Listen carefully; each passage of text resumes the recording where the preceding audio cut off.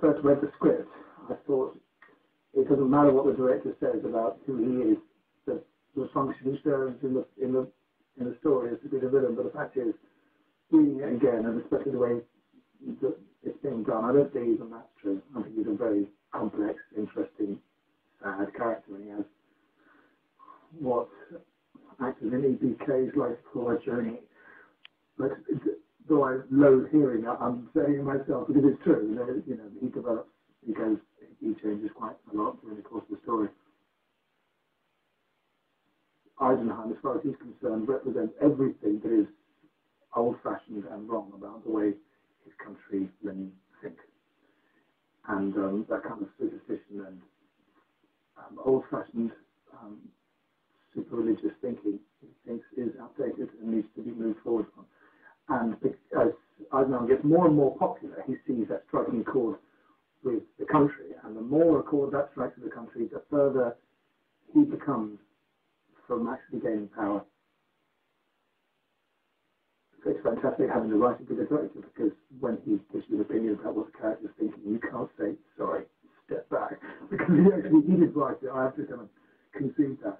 And that's been fantastic. I read as much as I could about the royalty at the time and about the period, and beyond that, I've realised in a lot of cases, the best thing to do is know when to stop with the research and actually start researching the script itself. Because this research is only useful so much as it's supported by the script, and sometimes history goes one way and the story of the script goes another, and you better decide that you're with the script, rather than try to shoehorn facts that you've picked up along the way into a character that doesn't really support it. So after I feel I've got all of the information that I need that isn't on the page, I stick to the script and then my imagination.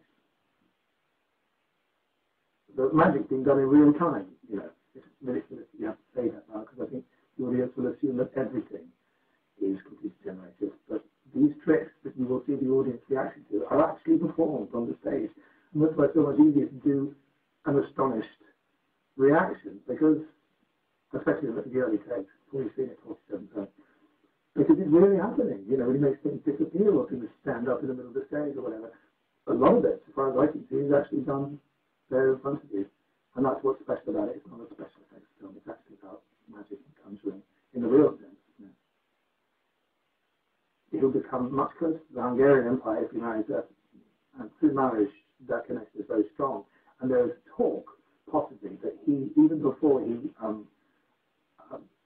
overtakes his father's crown, that he could actually be made ruler of Hungary, which would push events further. It would alienate him from his father, but that could actually put him in a much, much stronger position. Also, they have a similar background. They share a sense of humour. I don't think it's a great passion, but there's definitely something there.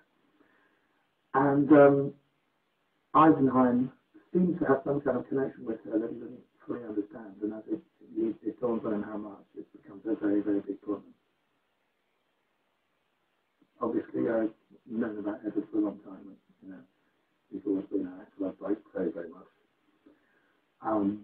And I find him very easy to work with, and incredibly concentrated, and I believe him as a character. And luckily, I've worked with him enough now that I stopped thinking about that, which is a good thing to get out of the way when you're supposed to be feeling superior to them.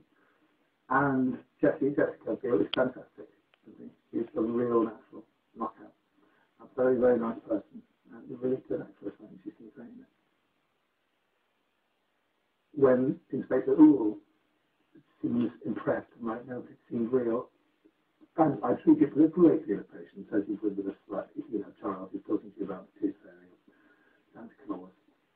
And as it gets away from you, people start to believe him more and more. It starts to drive me more and more crazy, because not only is it frustrating, but I see my power going away. Because the more the country believes in him, the less they believe in me.